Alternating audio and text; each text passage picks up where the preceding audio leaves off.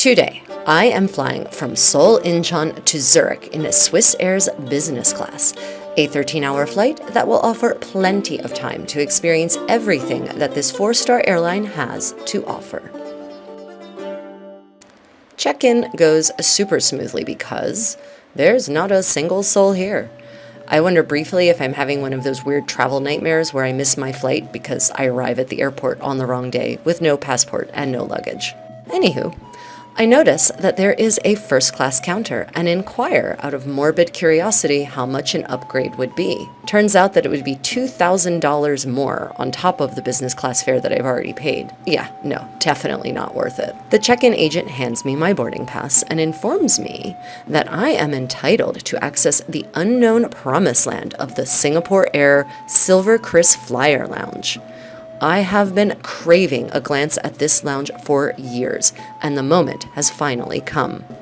Terminal 1 at Incheon is absolutely hopping, and so I do what I always recommend fellow travelers do: take a tour of the security checkpoints in search of the shortest line. My efforts are rewarded. Security point 2 is practically empty, while the other security points look like Disney World at spring break. There is a minor issue at the auto immigration kiosks. Not surprising, my fingerprints never ever work on those machines. Probably all of the little random pinpricks from hand sewing medieval clothing and embroidery. A brief visit to the border passport agent, and I am through security and making an eager beeline for the Singapore Air Lounge. My expectations are not at all disappointed. Although small, the lounge is beautifully appointed with a wonderful variety of seating, from pragmatic to sassily whimsical. There are lovely handcrafted Korean pieces scattered about to create a warm, welcoming, and elegant environs. They have a full-service bar, even at breakfast. A really nice buffet of premium dishes, hot and cold. And they even have honest-to-God whole-grain sourdough, chewy and properly sour. The lounge offers showers and also a clothing refreshing service. But what's this display? Skincare devices for sale? Not at all. The Silver Chris Lounge at Incheon has embraced the Korean beauty trend and offers guests the chance to use a wide array of extremely expensive, top-notch anti-aging devices. Complimentary, so if you are flying Swiss Air out of Incheon, be certain to build in enough time to take full advantage of all the delightful amenities it has to offer. Which I sadly did not. So here's hoping I get another shot on a future trip. Well, time to head to the gate. But as I exit the lounge, the most lovely traditional Korean music and song greets my ears.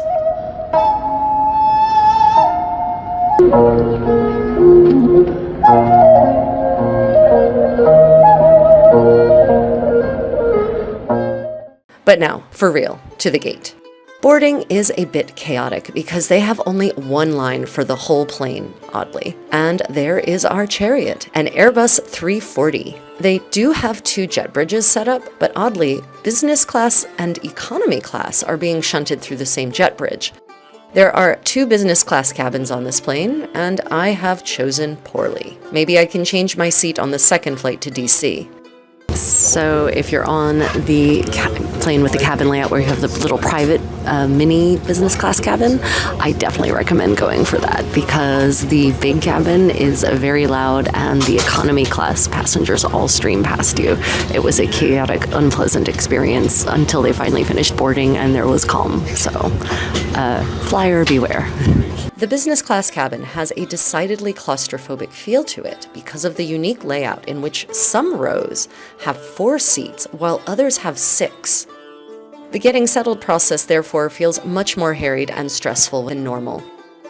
Well, let's take a look at the seat and what is awaiting us. A pillow, blanket, and slippers are stacked neatly on the seat, which looks rather narrow. It may qualify as the narrowest business class seat I have ever seen. That being said, this seat is pretty sophisticated with built-in massage, lumbar support, and seat cushion settings. I mean, the massage function might not exactly provide the tear-wrenching ministrations of a Thai massage, but it is rather pleasant to have on this 13-hour journey. The hanger there is for those who wish to have their coats hung up, a business class touch that is sadly vanishing from many airlines. At first, the seat seems to not have much in terms of storage, but a bout of curious kittying delivers some lovely surprises. A personal shoe cabinet. Nothing says German-speaking country like a place to stow one's street shoes in an orderly fashion. And then there is this fun secret cabin, almost perfect for my laptop. The footwell also affords storage, although I'm not certain whether that is actually permissible or not. There are, in fact, 3 lights that come with this seat. This lovely lamp here, a handy focused reading sewing light here, and then this light up above. An interesting note, the left side of the plane, that would be seat 6A, is the superior seat. It's a proper throne seat, whereas seat 6K on the right side of the plane in business class is a smaller seat. So if you're looking to optimize your seat choices, window seat, front of the business class cabin, seat 6A. By the way, Swiss Air has started charging people to choose the throne seats over the less desirable sardine seats, whether a revenue ticket or an award ticket. Note that even amongst the free seats, however, there are superior options. My seat, 6G, for instance, has a way more room, 1.5 consoles, versus a very small half console that my neighbor has.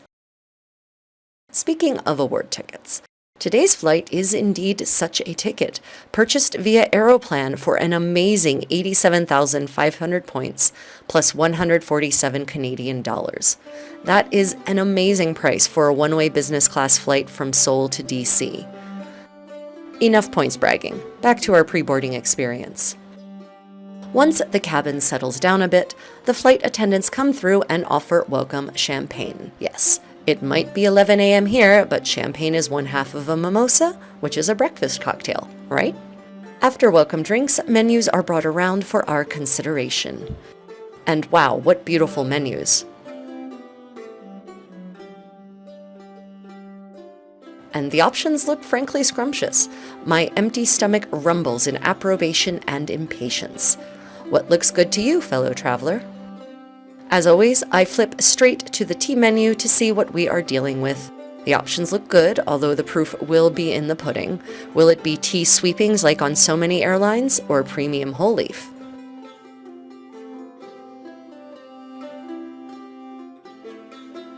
And then comes the hot towel of wonder. These are real cotton terry cloth and really help refresh one for the long journey. Eventually, we are ready for departure and taxi towards the runway, when something strange happens as we prepare to actually take off. They've now had to tell some idiot to sit down twice as we're taxiing for takeoff. I don't even know what these people are doing. Oh my God. Jesus. After an astounding third attempt to fetch something from the overhead bin as we lined up to accelerate into takeoff, the passenger is forcibly buckled in and we successfully take off. Once we reach cruising altitude, the flight attendants immediately launch into action. They come around and take our drink and meal orders. I decide to walk on the wild side and order the sea bream. Choosing fish on a flight can be a risk. In my experience, it either tastes like a mud flat at low tide and has the texture of old rubber, or it's so delicate and flavorful as to be transcendental. Let's see what happens.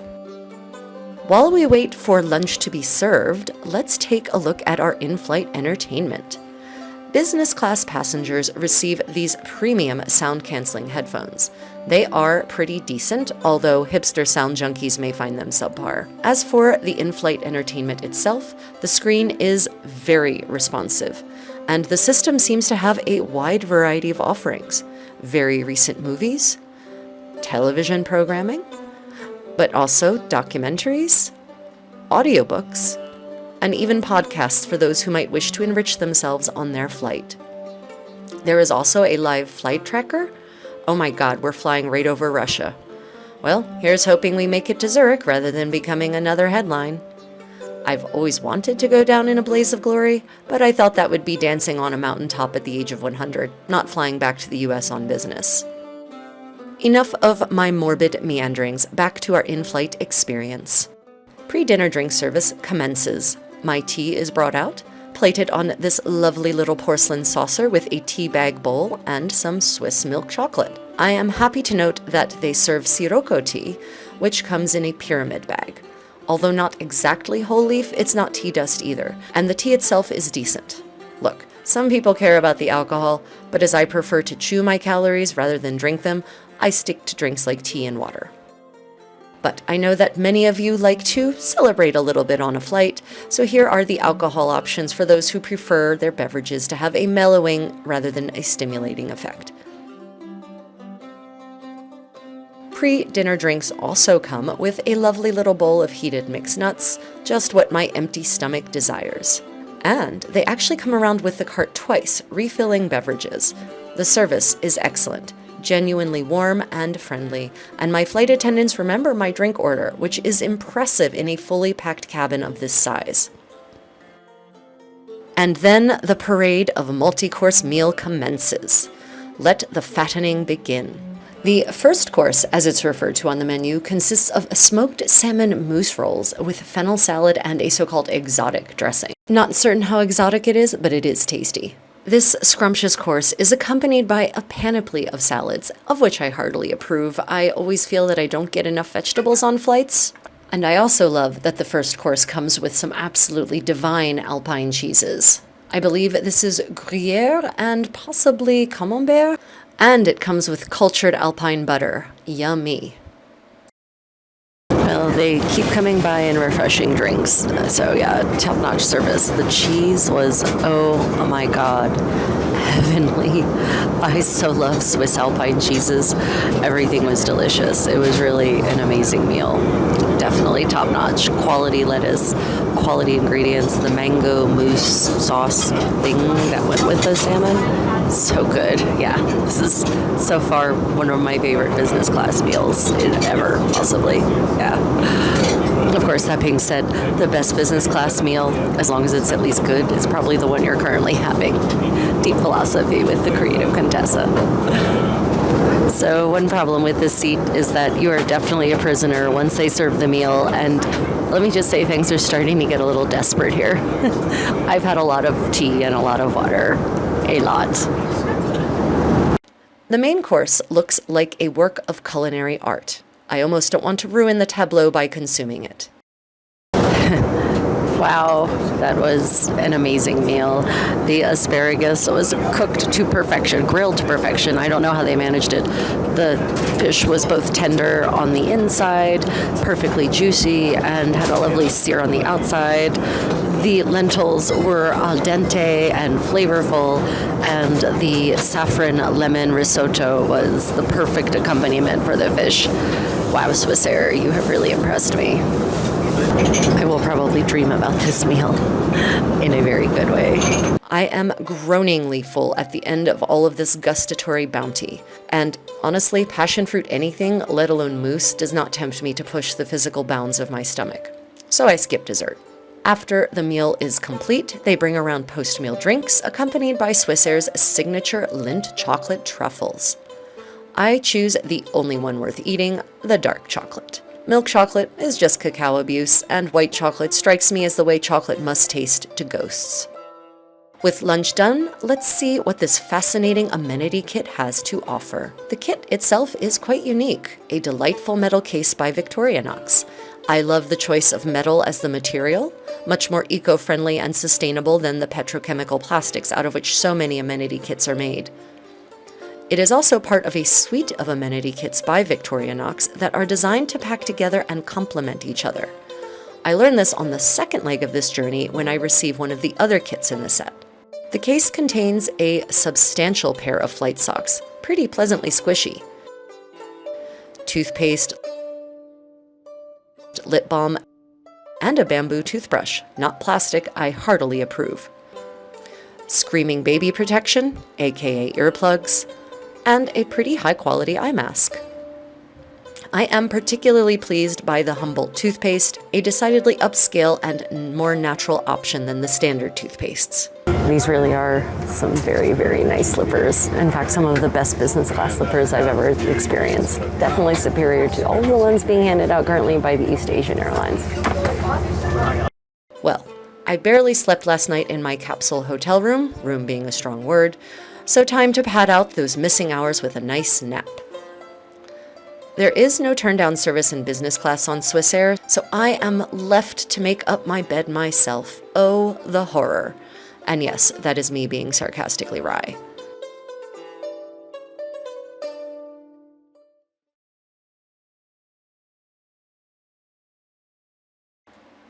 Three hours later, the nap was exactly what the doctor ordered. The seat is quite comfortable, with plenty of room for my feet in the nicely square footwell.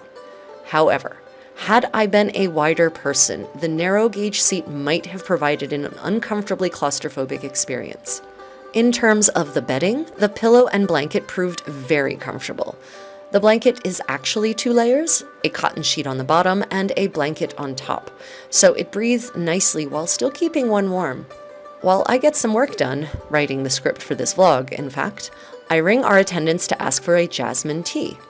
The attendant is quite amiable and happy to do so despite it being sort of mid-flight. About 30 minutes later, he comes around the cabin to offer mini tubs of Haagen-Dazs ice cream with sauce packets. Not the elegant touch of other airlines that offer a sundae bar cart, but at least the ice cream itself is high quality. About 2 hours later, sandwiches are brought around with 2 options on offer: chicken and roast beef. I try the beef, which is mouth-wateringly good. Real slabs of beef, sliced from a perfectly cooked roast, not processed meat product loaf of mystery. The only downside I can identify thus far in the service is a lack of proactivity between scheduled drink services. Beyond offering bottles of water once in about 7 hours, no one comes through the cabin periodically to see if drinks need refreshing. And when I ask for tea, they simply clear away the empty cup rather than offering to bring me another one. I mean, are there really tea drinkers out there who only consume one single cup? I don't think such a person exists. And yes, I know that seems privileged and persnickety, but I feel that, at the price point of Swissair business class, a more proactive service during the so-called downtimes should be expected. So yes, hashtag contest the world problems, but also not. Speaking of excessive tea consumption, let's check out the lavatory. As you can see, it is fairly unassuming and underwhelming, except for the luxury facial amenities on offer, which have a lovely combination of ingredients recognizable to non-chemists. But the decor needs some real help. I mean, really, Swissair, this shade of soulless taupe feels as though the designers just gave up. Would a splash of mountain meadow on the walls really hurt so much?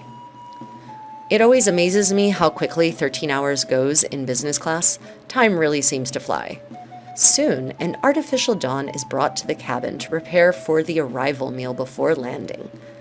Our options are lasagna and a grilled chicken salad. Easy choice given that pasta on a plane is often a symphony of sadly soggy noodles. Once more, the food is beautifully presented, and there is even a nice slice of tart kiwi amongst the fresh fruit. And look at those gorgeous slabs of Parmesan cheese. But the real star of this show is the Caesar dressing. It is really and truly good enough to eat on its own by the spoonful, or the fingerful, I suppose. And it tastes like the real deal. I can taste the Parmesan cheese, the garlic, and the hint of anchovy that enhances the other flavors. I am so busy waxing rhapsodic about this dressing that I almost forget to put it on my salad. Well, another excellent meal complete. It was definitely worth waking up from my nap to enjoy this light bite.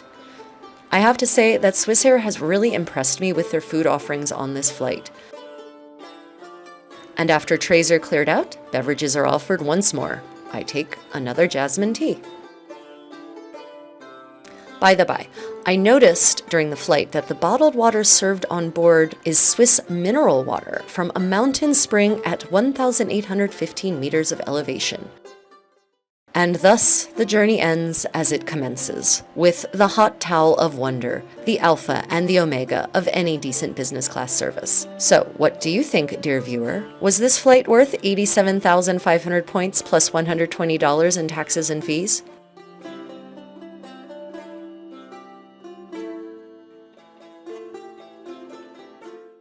Well, off to the capsule hotel just outside of arrivals to catch what I suspect will be a nap. And then tomorrow, it's onward to Washington, D.C. I'm excited to see how that experience will differ from this first leg. Even if it's exactly the same, I would be pretty happy. Until then, may your travels be creative and unexpected.